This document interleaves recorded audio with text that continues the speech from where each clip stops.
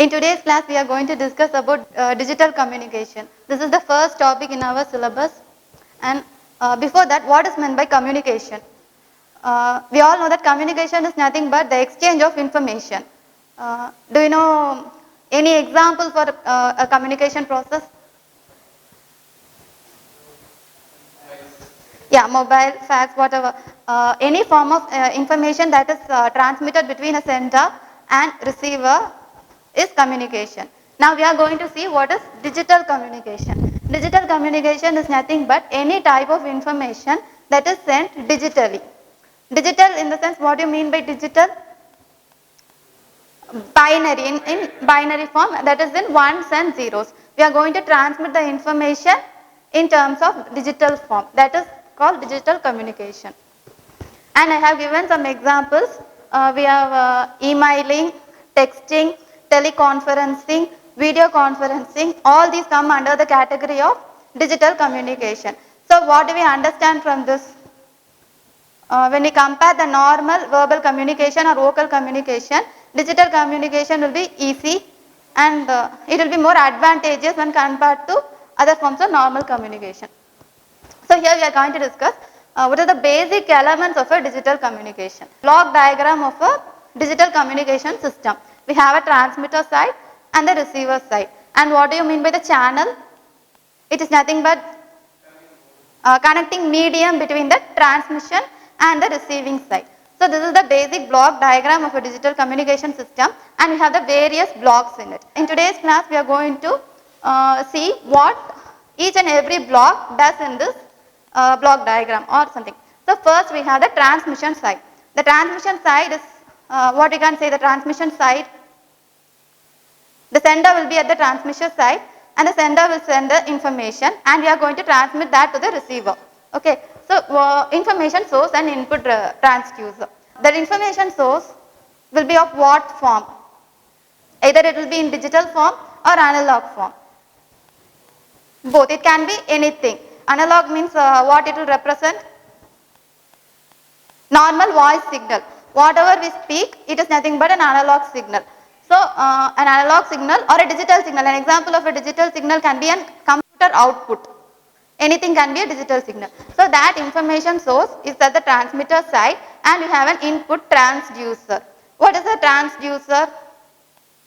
Transducer converts one form of energy to another. So transducer converts our analog signal into an electrical signal. So after the first block, what it will be there? An electrical signal will be there and it is the information signal.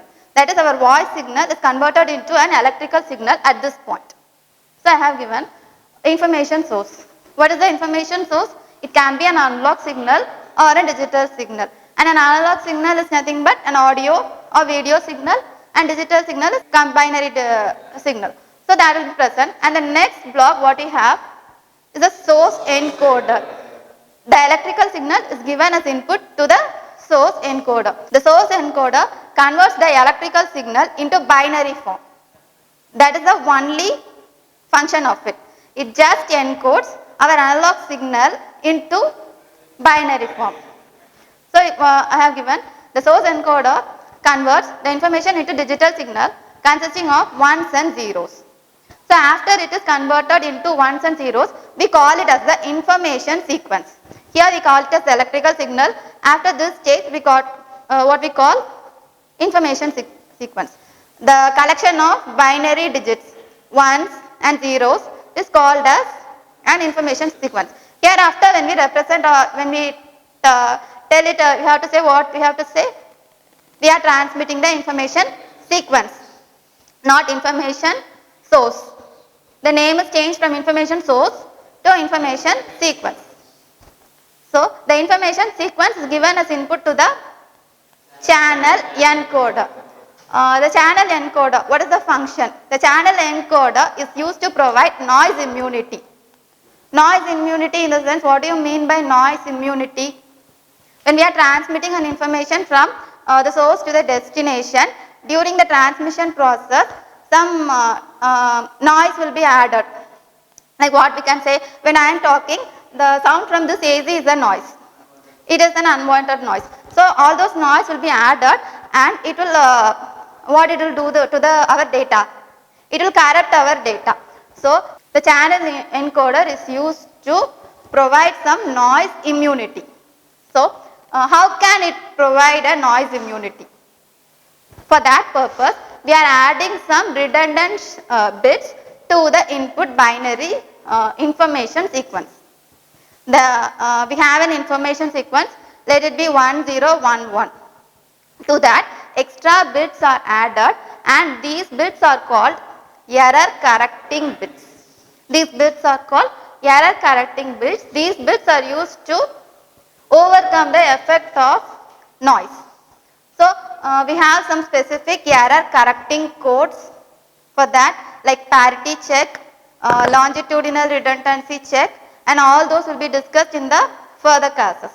So we have some error correcting codes or error detecting codes, and using that we add some redundant bits. After that we have the digital modulator. What do you mean by modulation? Modulation is used to convert a low frequency signal into a high frequency signal. We have a carrier signal and that carrier signal is added to our information sequence, and after that the modulated signal is transmitted to the channel. Now we have the main part, the channel. The channel is used, what is the purpose of a channel? Connecting medium between the sender and the receiver, or from the transmitter to the receiver. So we have that either it can be a wired channel or wireless channel.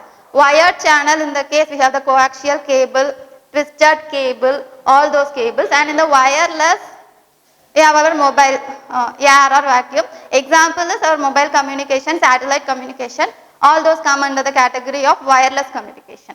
So next one is the digital demodulator. Demodulation is nothing but the reverse process of modulation. Demodulation is nothing but the reverse process of modulation, and it is the first block at the receiver side. It will be present in the receiver. Demodulation is done at the receiver side, and after demodulation the analog signal is converted into digital and our information is reconstructed. The next block is the channel decoder.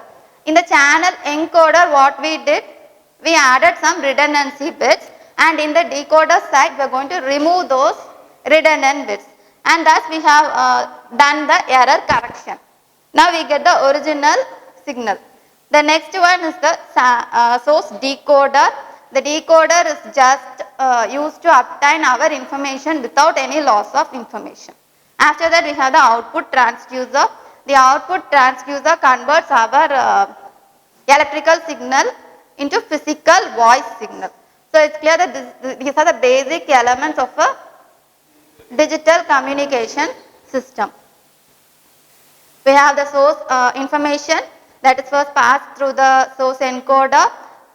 Here it is converted into an electrical signal. After that it is converted into binary form, and this binary form some redundant bits are added for noise immunity, and then modulation is done to transmit it over long distance through the channel, and after that demodulation is done at the receiver side, and then the decoding process, that extra bits are removed, and then source decoder, and then the output transducer gives us the output physical form. So in the next class we will discuss what are the error correcting and detecting codes available, and then we will move on to the other